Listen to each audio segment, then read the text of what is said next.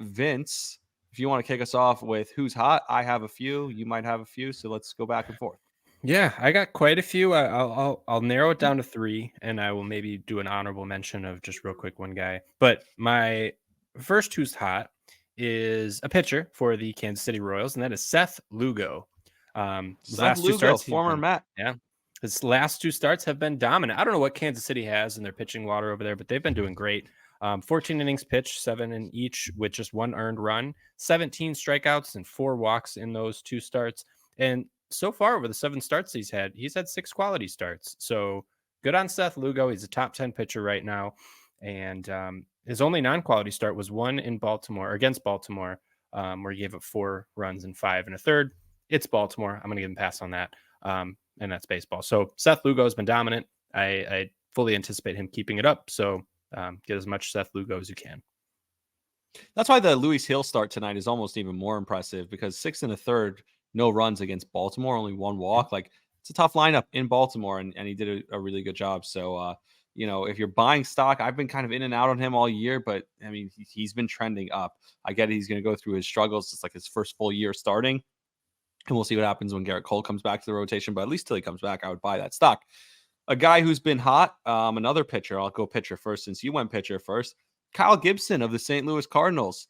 I don't know if you know this. His last 2 starts, 13 innings, 15 strikeouts, a 1.38 ERA, and only a 1 WHIP, and he has a win in those 13 innings. So really good stuff. That all came last week. So Kyle Gibson, and he's only rostered in like 19% of Yahoo leagues. So he's available if you want him, and he's been really good of late. And really over the last 2 weeks, he's been very solid.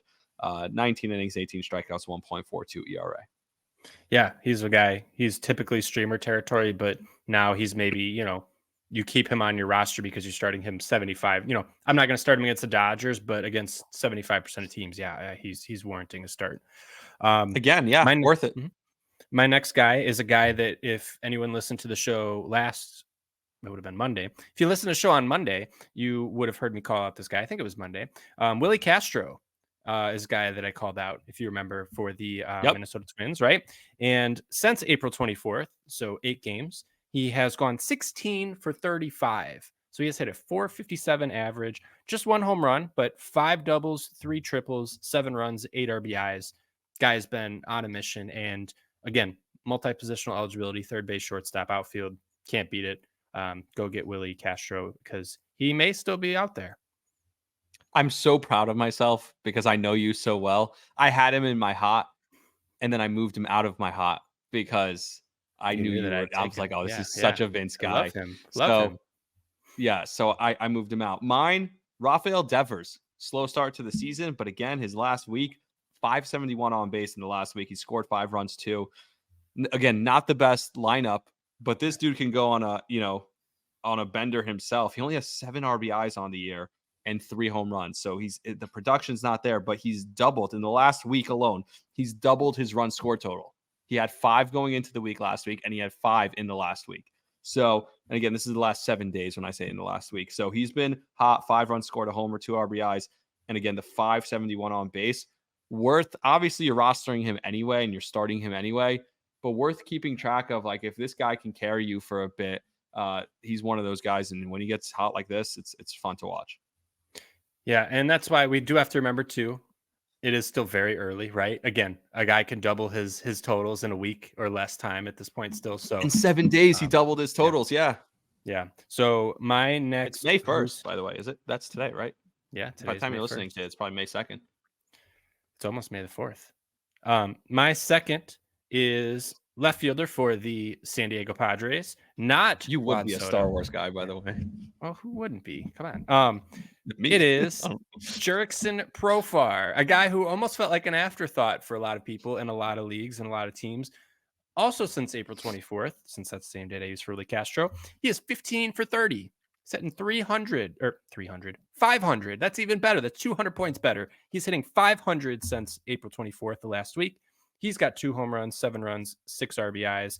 And his season line also looks phenomenal. He's hitting 342, 431, 523, a 953 OPS. Jurickson Profar has been hot, and I don't see why he couldn't keep going either. Well, I was going to use him as my sell high, but I didn't. Sure. But I did think, again, he was another guy I looked at. That's a Vince guy. You want to talk typical Rami pick here? Who's hot? The left side of the Philadelphia Phillies infield. Alec Bowman, Trey Turner, the two of them combined. I know we talked about Bowman last episode, but I was like, wait, we haven't done a hot or not because we missed last week's midweek episode. So it was like, you can't not talk about, he's been the hottest player in baseball still. Like still 500, batting 500 in the last 7 days and like really the last 2 weeks. So, and if you look at some of his peripherals, I was just, I don't know what you call it. I forget the word, but I was on a Baseball Savant.